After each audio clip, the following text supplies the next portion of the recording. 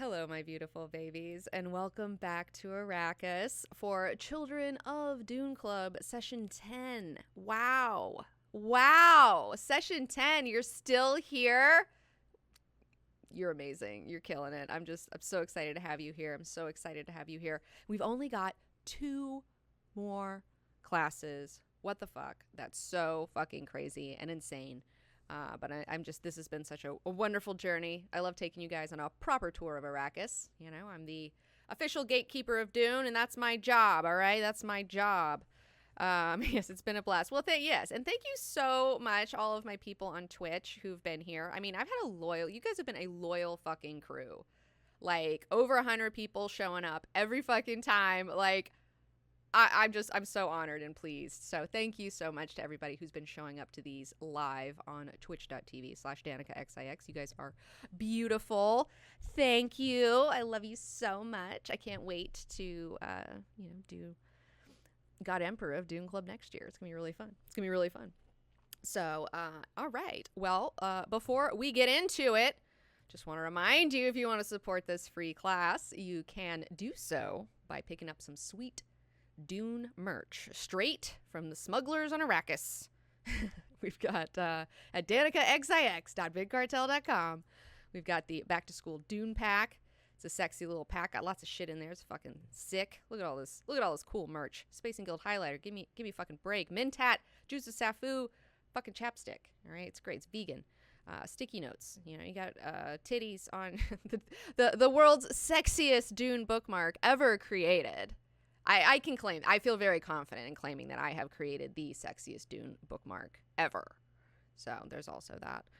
We also have the Spice Melange CBD lip balm. This is a big fave. It tastes so fucking good. Like, it's amazing. Oh my God. It'll fucking change your life. It'll change your consciousness. It's so fucking good. Like, I'm not even playing with you. Like, I'm being real. So we got some pins as well. And next Sunday, the Bathwater of Life pendant necklace that is made from bathwater from this particular image, this Abomination Alia photo shoot. I have had bathwater in my closet for a year now. So now we're going to be putting it into a necklace. It comes on this hemp string and it's like really adjustable. So if you want to wear it as like a choker or you want to wear it really low, you can adjust it to whatever fucking deal you want. It's unisex. It's super cute. And that'll be available next Sunday. So for everybody graduating, get yourself a little graduation gift. Get yourself a Bathwater of Life pendant necklace. All right, cool. Well, let's get into Children of Dune Club Session 10. That's right. For this chapter, for this session, you should have read pages 452 through 496 in this book.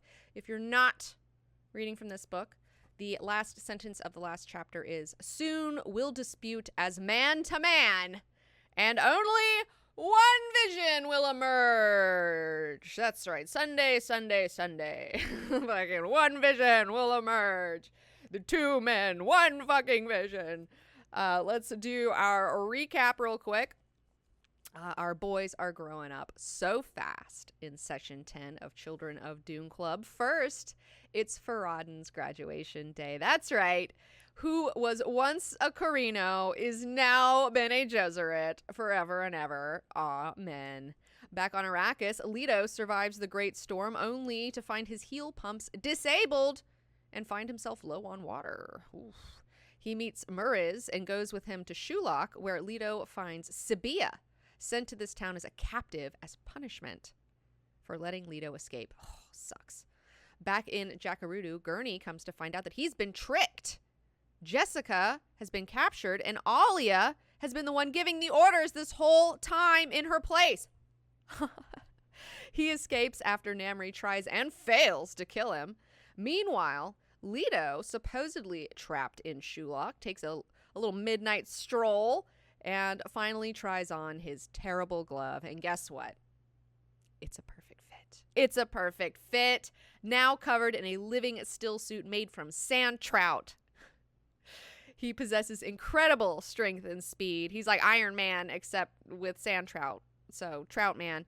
Not to mention, he's got worm protection from Shai Hulud, And now he is just ready officially to go fuck shit up. All right. All right, kids. Let's go into chapter 48, Farad'n's graduation. It's been a few months of training, and Farad'n is looking shiny and fit. All right. He's like, a little more muscular, a little more, he's looking cute. That training's really paying off.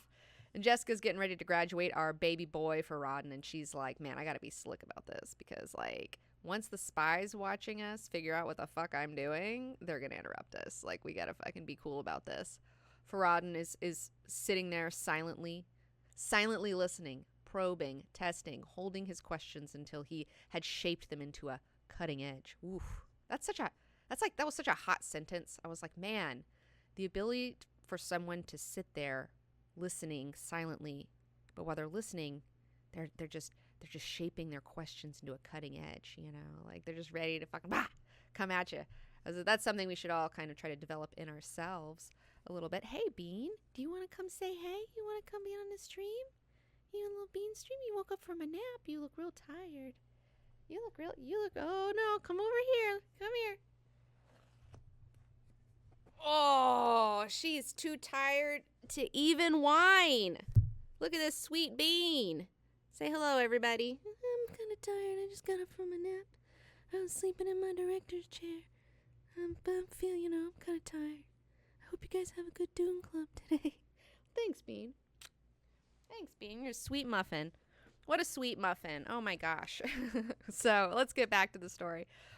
Jessica, she's got some really great words in this. She says, my son didn't see the future. He saw the process of creation and its relationship to the myths in which men sleep. So it's like he didn't see the future. He just saw the process. He saw the eternal now. He saw the shapes which existing forces would create unless they were diverted.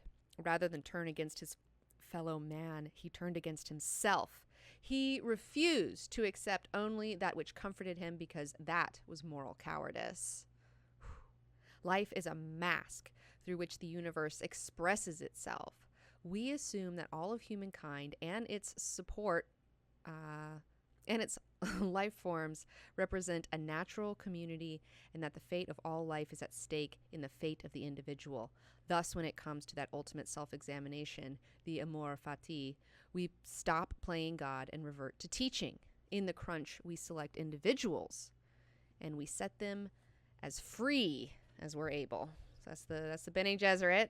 It's like, whoa. Once we figure out the deal and that you just got to ride the wave of life and you got to just fucking roll with it, you can stop fucking struggling against the tide and that you can revert to teaching. And in the crunch, you can select individuals and set them as free as you're possibly able to, because that's what the Bene Gesserit do. They're looking to free the humans. You got to find the humans. You got to free them. People who have the ability to be a quote unquote Bene Gesserit. Go up to those Bene Gesserit human standards. And then she's like, "Stand up, young man. Stand up. Let's do this." And she tells him, "I stand in the sacred human presence. As I do now, so should you stand someday. I pray to your presence that this be so. The future remains uncertain, and so it should, for it is the canvas upon which we paint our desires. Thus always the human condition faces a beautifully empty canvas. We possess only this moment in which to dedicate ourselves continuously to the sacred presence which we share and create." Amen. Tayek barges in. Oh, hey, guys, what are you doing over here? What are you doing over here, guys? You guys got to cut this out, Jessica. And she's just like, it's too late, bitch. Farad'n is no longer Carino. I got him. He's a Bene Gesserit now. Fuck you. He's mine, bitch. Like, he's mine. Get him while they're young and they're yours forever. So, Farad'n has graduated. He's a full-on convert. And oh man, he's such a great character. Such a great character. I'm so excited for to see his thrilling conclusion. Read it with you guys over the next couple sessions. All right, let's go on to our next chapter. I am not your little melon. I'm not your little melon. So this chapter starts off with a really great header. I love this one so much, and I just want to yell this in the face of like the oligarchy, like where I feel like we're less of a democracy and more of an oligarchy. What you of the CHOAM directorate seem unable to understand is that you seldom find real loyalties in commerce. When did you last hear of a clerk giving his life for the company? Never. Perhaps your deficiency rests in the false assumption that you can order men to think and cooperate. This has been the failure of everything from religions to general staffs throughout history. General staffs have a long record of destroying their own nations. As to religions, I recommend a rereading of Thomas Aquinas. As to you of CHOAM, what nonsense you believe. Men must want to do things out of their own innermost drives. People, not commercial organizations or chains of command, are what make great civilizations work. Let's just read that one again. People, not commercial organizations or chains of command, are what make great civilizations work. It's bottom up. It's not top down, all right? Every civilization depends upon the quality of the individuals it produces. So if you make a bunch of trash people, guess what? Your nation's going to turn into a big pile of fucking trash. What's happening right now? Holy shit. And if you over-organize humans, over-legalize them, suppress their urge to greatness, they cannot work and their civilization collapses. So that's something we should all meditate upon. I think there's a lot of truth in that one. Really like that one. So back to the chapter. Here we go. It's time to wake up. Sleepyhead Leto. He's been asleep in his little still tent while the great storm passed over him. He doesn't want to get up. He's like, oh, I want to stay in the timeless web of Tao, I just want to hang out in this eternal now where all events coexist, but I'm hungry and like this air is stale in here. Like we got to get up. I got to get some fresh air. He exits the still tent. He digs his way out of a dune, about 6 lengths of his body. He has no idea how deep he is. Like, he's got no idea. He's just like, I just got to start fucking digging my way out of here, and hopefully I fucking find the surface. He does.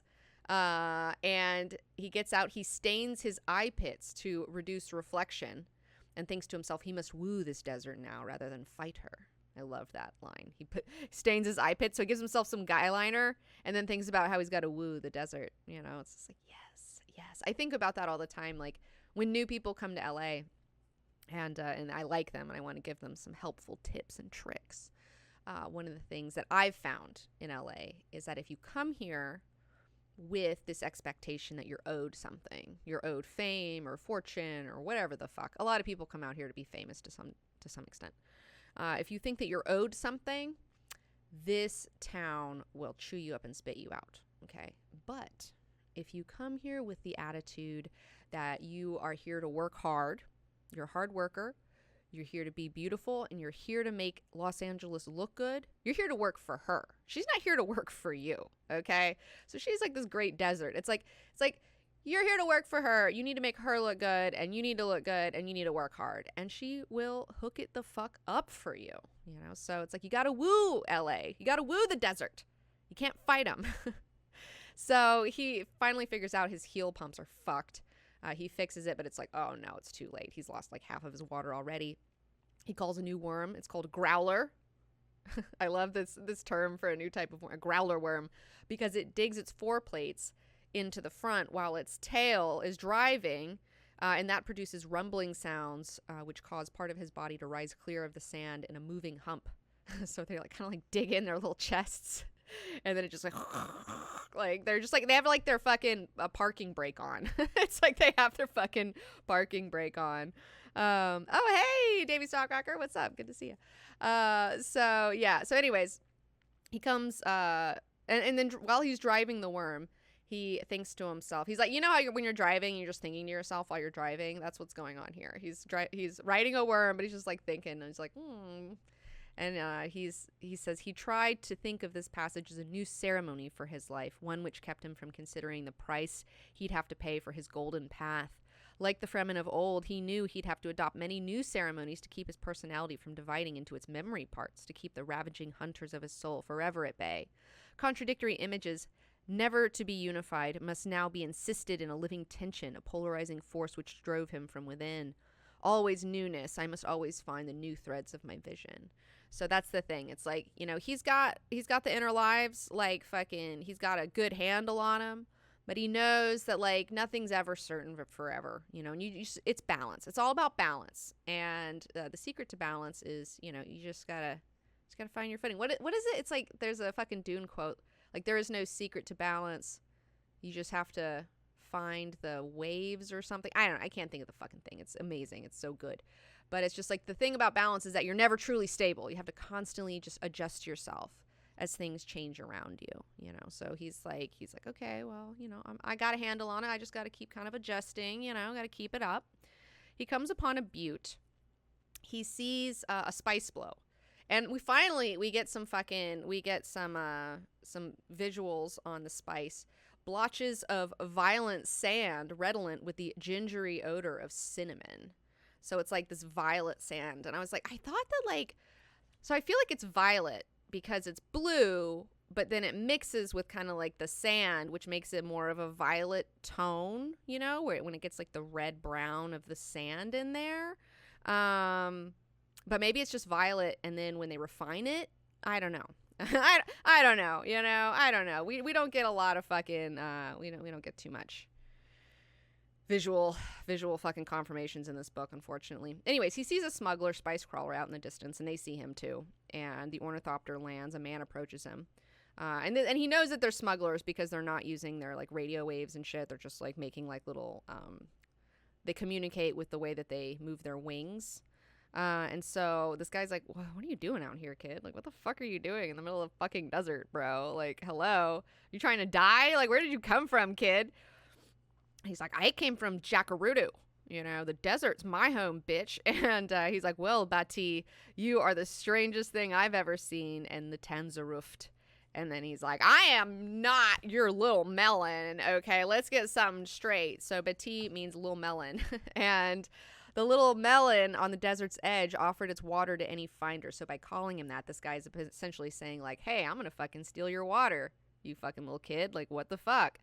And then he's like, hey, I'm Muriz. Don't worry. I'm not going to steal your water. He is going to steal his fucking water. And then Leto's like, I seek the footprints of the worm. All right. I'm on a sacred journey. Like, get out of my face. And guess what? That butte over there, that's Shuloch. I know what this shit is. And Shuloch is another fabled Fremen town. So just as Jakaruru is kind of a mythical place, so is Shuloch.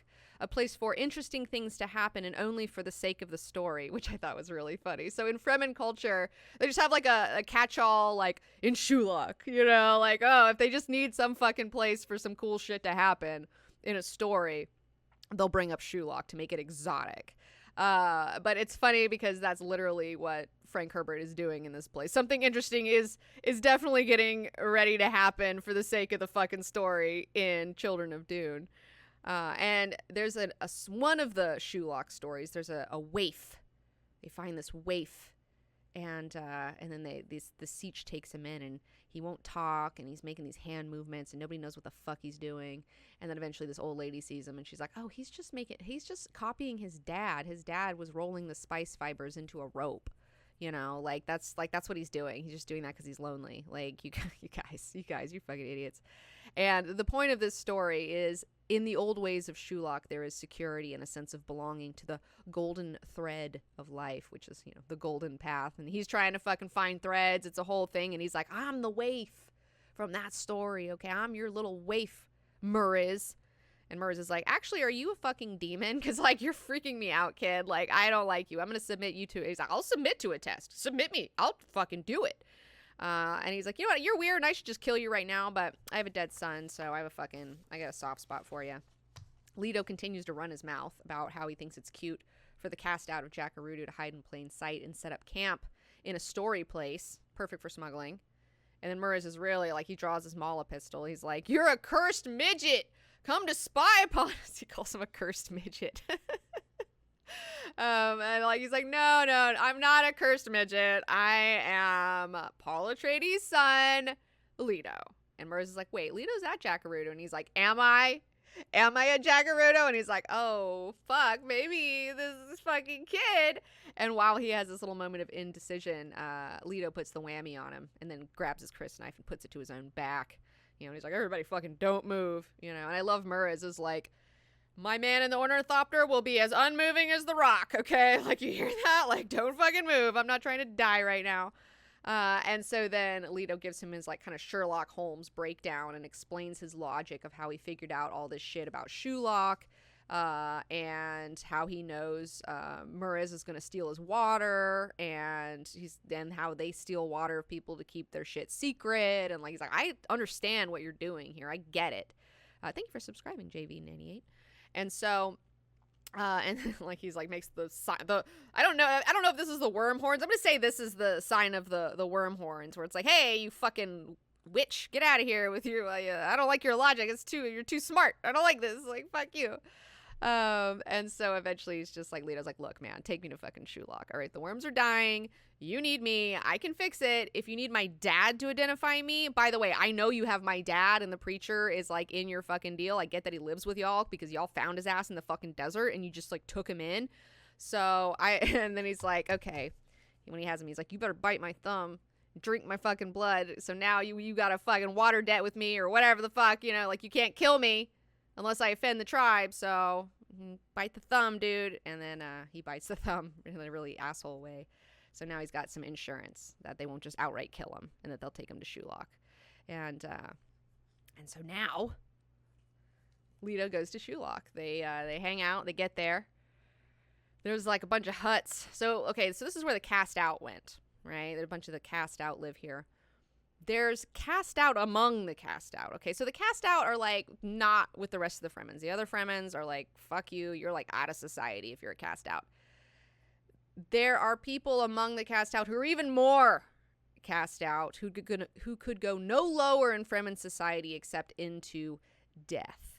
And so Leto is now mingling with the absolute dregs of Fremen society, which I think is really interesting because in the lowest common denominator of anything, you know, if you go to the lowest fucking part, that's like a very fertile area, you know, it's like it's where the shit is, but the shit is what's very fertile. So it's interesting to me that he's like hanging out with the dregs of fucking Fremen society before he kind of ascends. It makes sense to me.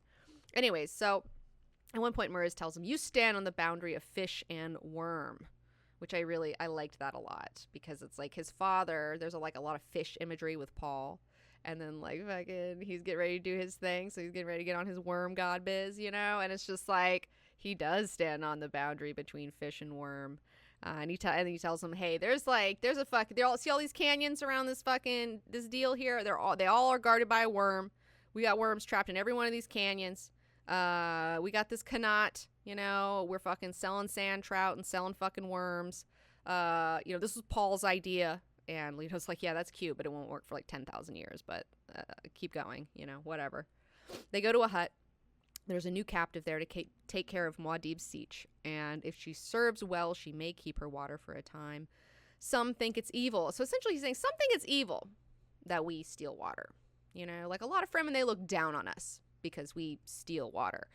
But the lace shirt Fremen... I love lace shirt Fremen. That's like such a fucking, oh my god, what a diss. They're making rubbish heaps. They've got a fucking rubbish heaps now. Okay, they have a trash. Like they're trash people. I think that's evil. They think I'm evil. They've got rubbish heaps. They're disgusting. So it's like, oh, I mean, I see it, you know, because the other Fremen, nothing went to waste. They didn't have fucking rubbish heaps. They didn't have fucking trash cans and shit, you know? Like, they put everything that they had, like, back into use. And so, surprise, who's the new captive? It's Sabia. Poor Sabia. She's been punished for letting Leto escape, and she's so pissed when she sees him. She just dramatically exits. And Leto goes after her, and he's like, oh, you hate me? And she's like, yeah, you shamed me before my people, and they sent me here to lose my water. Yeah, I'm mad. Yeah, now I'm like the lowest of the fucking low, okay? I'm bummed. Muriz laughs, And he's like, my spirit river has many tributaries. You know, I get water from all over. This is just another fucking one of my little water deals here. Leto tells him, that is no tributary. Sabia is the fate of my vision, and I follow her. I fled across the desert to find my future here in Shuloch. So it's interesting because he like fled away from her. He's like trying to get away from her. And then the universe puts them right back together. You know, it's like, oh, here she is. You know, like, oh, you sure you don't want that future with Sabia? She's right here, Leto. And then Marissa's like, you and her? You guys, this is never, no way. Ha ha ha. And then Leto gets pissed. He's like, I will not be as either of you might believe. Remember this. I have found the footprints of my worm. And gets all puffy, tears up. And then they're like, oh, waters of the dead.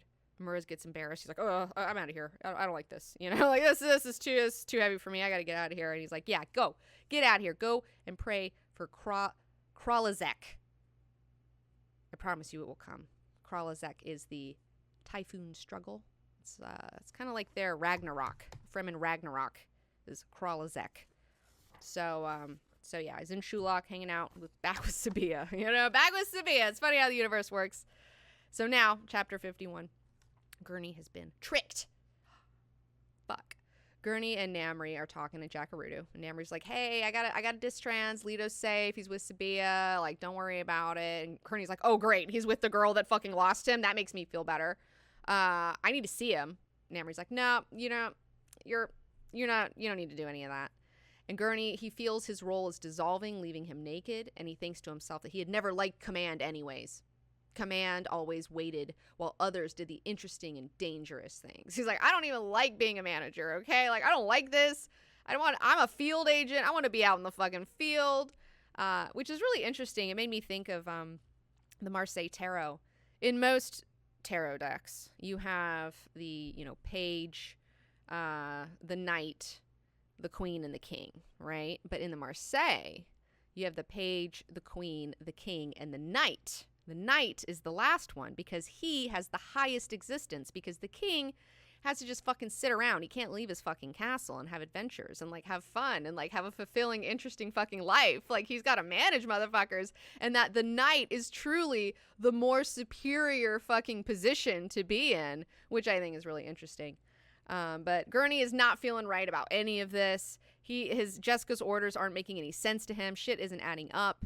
He feels like maybe it's right not to trust the Bene Gesserit, and then he feels immediately disloyal. He's so cute. And then he's like, are you going to kill Leto? Namri's like, maybe. It's up to me, bitch. We Fremen understand such women, but you off-worlders never understand them. Fremen women often send their sons to death.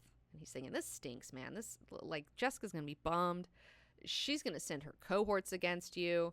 And then, here's another great burn. There's a lot of good burns in this section. You office messenger. He calls Gurney, Namri calls Gurney an office messenger, which I was like, whoa, office messenger. Holy shit. You stand outside the Mohalata. I take pleasure in possessing your water for our noble people. Like, I'm getting ready to fucking kill you. And he's like, what are you talking about? And he's like, you live because I want you to know the truth, off-world scum. And he's like, I'm just a servant of the Atreides, okay? Like, you have a bee in your bonnet. You need to calm down. We're just the scum who lifted the Harkonnen yoke from your smelly necks. Like, oh, smelly necks. Like, this two. And then he lets him know, your lady is prisoner on Seleucus Secundus. The notes that you thought were from her came from her daughter. What do you know of the womb of heaven? I'm her servant, you male whore. He calls him a male whore. Wow. Gurney gets called a male whore. Holy shit. I do her bidding when I take your water. And he goes to attack him. And Gurney's like, yeah, right. And then stabs him in the fucking face and kills him. It's just like, oh, I'm so glad you got fucking stabbed in the fucking face. That's fucking crazy. So Gurney's like, I gotta get out of here. We gotta get the fuck out of here. And he's like, the innocent move without care. So it's just like, be cool, baby. Just walk like nothing's happened, and that's so true in life. If you're ever guilty of some shit, just walk like nothing's the matter. The minute you start moving all guilty, people are gonna be like, they're gonna pick up on it. Yeah, I know. Who's an office worker now, bitch? I know, Jasper 8fin. It's just like, it's so good. Like, oh my gosh. So yeah, but he felt curiously free, as though he'd moved out of danger, not into it. And he's like, I never did like this plan for the boy. I'm gonna let Jessica know if I ever see her again, I'm gonna tell her this was a bunk ass plan. Like, this fucking sucks. And he's like, I'm gonna go to Stilgar. Okay, I'm gonna get out of here. I'm gonna fucking go to Stilgar. And he remembers that Jessica tells him there's a very thin layer of civilized behavior over Stilgar's original nature. And here's how you take that layer off of him. So he's got some instruction on how to fucking free that original Stilgar, you know? Oh, man. So, let's go to our next chapter. His skin is not his own. Okay, now we get into some fucking MCU business. Now we get into some superhero fucking shenanigans. Sabia's back at it. She's mixing some liquid indigo melange gruel up for Leto. Send him back into that fucking spice trance. They really want him in that spice trance. And again, it's like, it's indigo. Okay, all right. You know, got a fucking cool indigo. All right. That's what I'm always saying. Like, in these movies, they always have like it's like really like glowy blue. But in the books, they're always saying their eyes are like indigo, which like indigo is dark. It is a dark color. So like, I feel like the Fremen eyes, the eyes of Ibad, or the eyes of spice addiction, should be, you almost look like fucking shark's eyes. You know, they're just like so fucking dark. And like, maybe there's like, you know, a lighter blue for the iris. That's how I see it. They always do it the other way, where like the sclera is like brighter and then you have like a darker iris. I think it should be the other way around, personally. You know, kind of like Gambit. You know, he's got like the black eyes with like the red. I feel like that's what it should look like. Anyways, that's my own interpretation. And she's just like, hey, dude, can you just eat this fucking oatmeal, this spice oatmeal? Okay, can you just eat this, please? Because they're going to punish me, all right? My life is shitty enough, all right? Can you just do this for me? And he's thinking to himself, I could kill her. I could kill her. That would shatter one vision. I could tell her Muraz's plan. That'll shatter another. I could wait here for my father, and this vision thread will become a mighty rope. And his mind sorted the threads. Some which had a sweetness which haunted him. One future with Sabia carried alluring reality within his prescient awareness. It threatened to block out all the others until he followed it out to its ending agonies. So he could have his own Cheney. You know, Paul had his Cheney. Leto could have his Sabia. It's not going to end well, but it would be so sweet and wonderful to have a hot, wonderful girlfriend, wife. He could have that. And she's like, why are you staring at me? Like, please stop staring at me. The spice will only give you visions. Like, I've had visions in the orgy many times. They don't mean anything. Just don't worry about it. Just take the fucking gruel, okay? Just eat the fucking shit. And by her saying this, that kind of unlocks his mind. He's like, that's it. And he saw Sabia as a vision maker in her own right. And every other human carried the same power, shared dream reality. So that's why I thought that was cool. Like, people say the simulation. A friend of mine brought this up. He doesn't like the word simulation. He likes the idea of the shared dream reality. So when he sees Sabia as a vision maker in her own right and every other human carries the same power, that made me think of like how we create our own reality. Like, humans have this shared dream reality that we're all living in.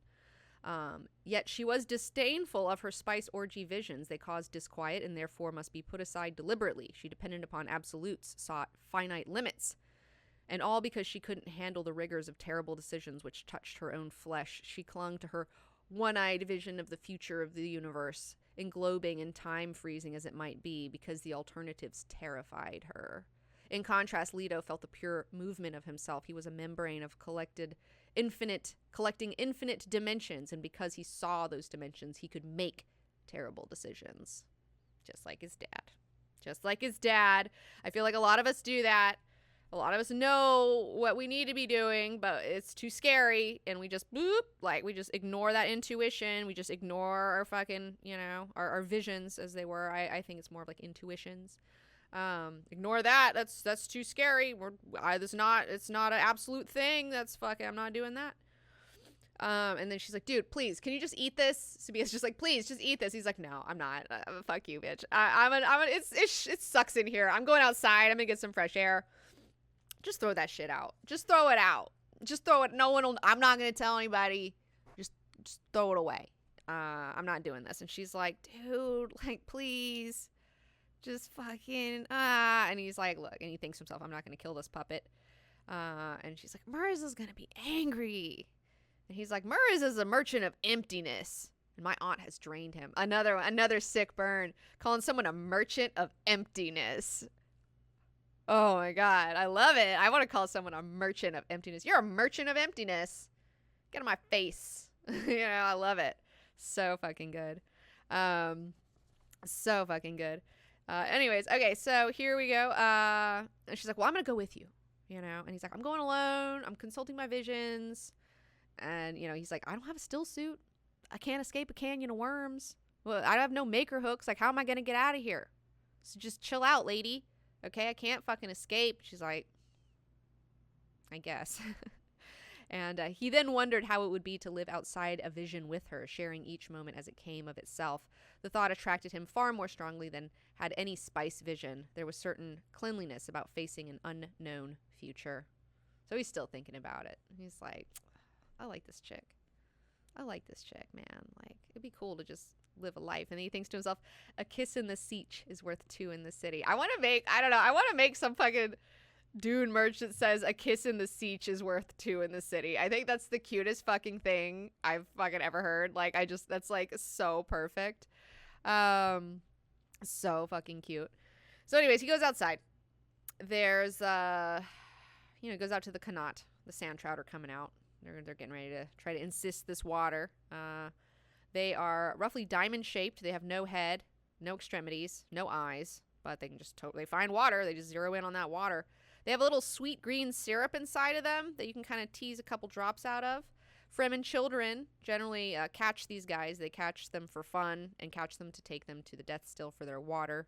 And you can put them on your hand like a glove. So you can just kind of put this fucking weird slug thing on your hand and make like a little creepy glove out of it.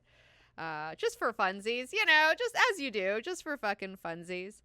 Yeah, Joe Kawano, a kiss in the Sietch is worth 2 in the city shirt. That's what I'm saying. Like, have some sort of cute, like, going to Arrakis, like, t-shirt, or you buy one when you're on vacation there, when you're on the Hajj. Anyways. And these things also, they lock together. So when they're doing their thing, when they find water and they're insisting the water, they will lock together and make like a giant living sac organism around the water to wall off the poison from Shai-Hulud. So that's how they do it.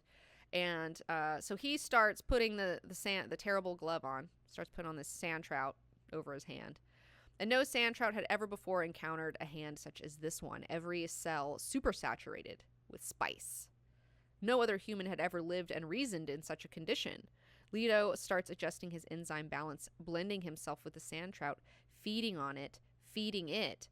Added another one and another one, and he's just like pulling these puppies on. He's getting naked. He's just like pulling these sand trouts on, and like they have been feeding him mass quantities of spice for a while now. So he's just like. And then these little creatures love the spice. They're like, oh, this tastes good. Like, all right, like, hey, this is pretty cool.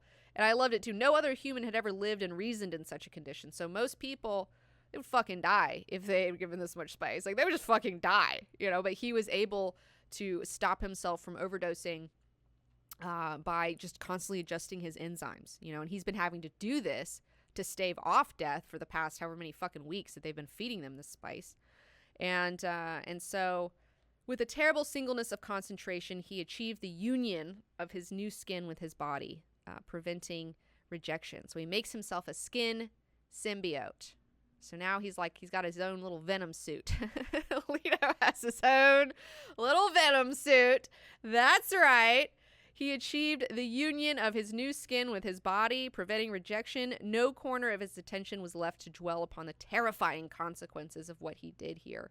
Only the necessities of his trance vision mattered. Only the golden path could come from his ordeal. So he's like, he knows, he's like, this, I'm making a real, this is like, I can't come back from this, but I'm putting on this suit, baby. We're doing it.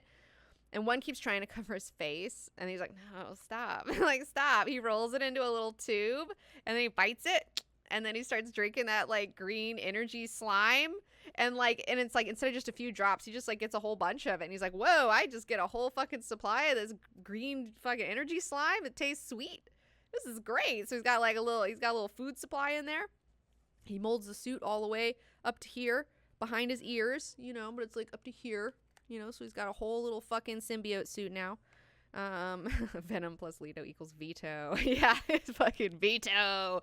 Veto, yeah, and he's gonna veto some motherfuckers in just a moment. So he tries to run in his new suit. His legs are moving too fast for him. It's insane. Like, he can't balance. He accidentally leaps 2 meters in the air. This skin suit, the veto suit, amplifies his movement. So he starts over. He's like, okay, hold on. We got to start crawling. Just like a baby. He's got to start crawling. And then with a few swimming movements, he transverses 50 meters of sand, just crawling. And he goes, and he accidentally spills himself all the way into worm territory in that canyon.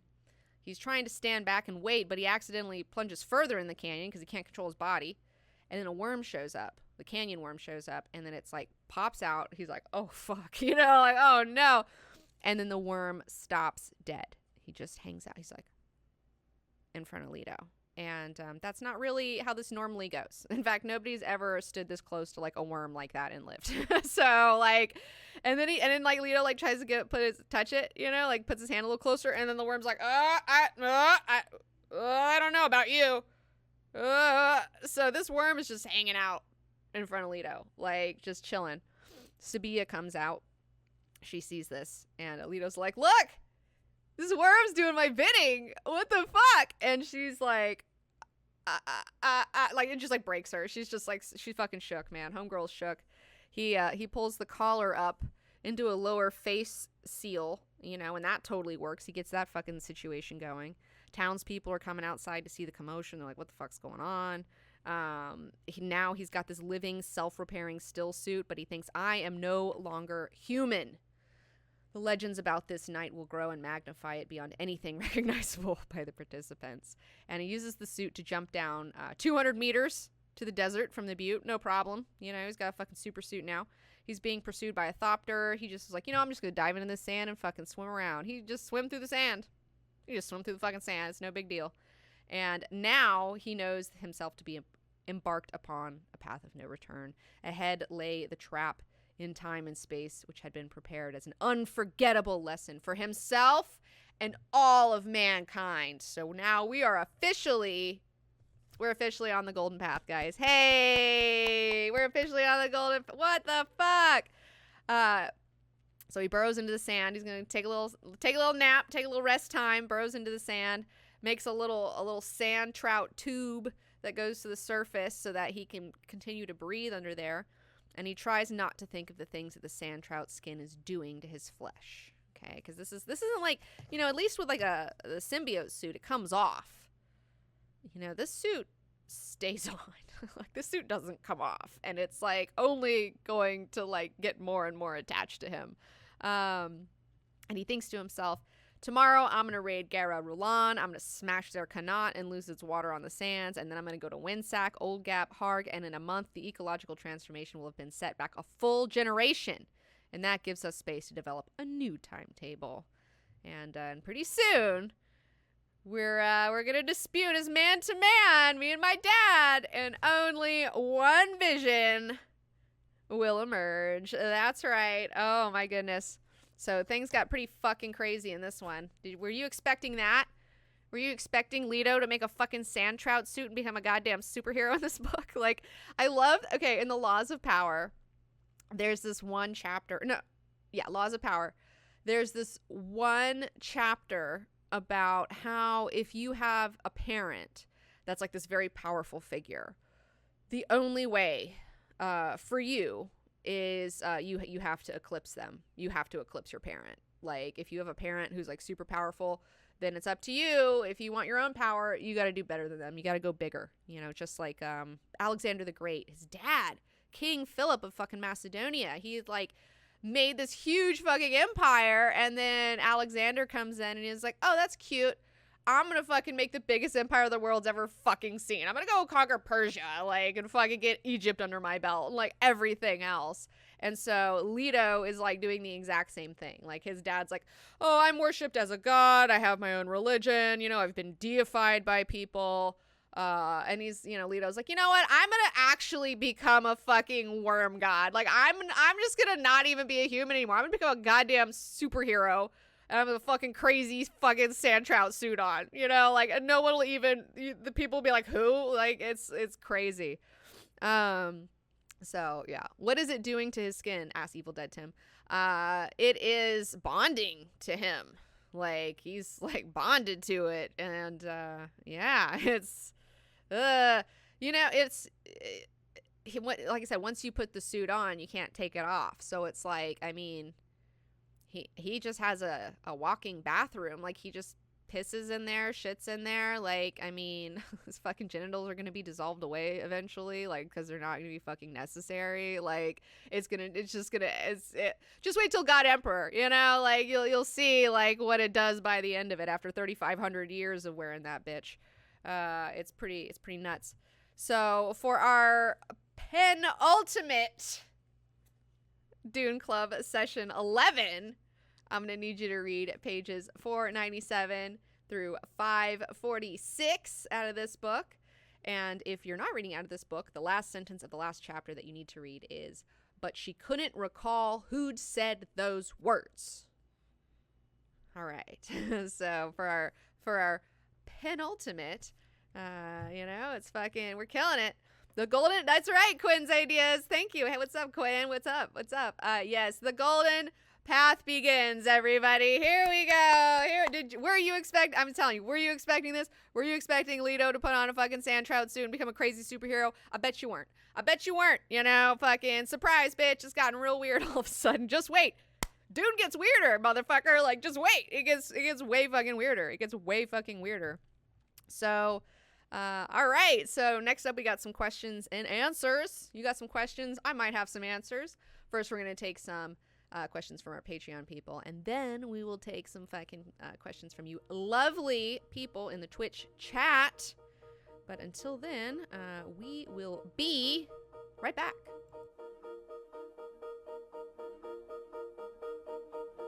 '19 Academy thanks these lovely people for all their generosity and support on patreon.com/DanicaXIX. And don't forget to subscribe to this channel, like this video, ring the bell, and tell your friends. You can join me live on twitch.tv/DanicaXIX and follow me on Twitter and Instagram @DanicaXIX. Support for 19 Academy comes from viewers like you on patreon.com/DanicaXIX.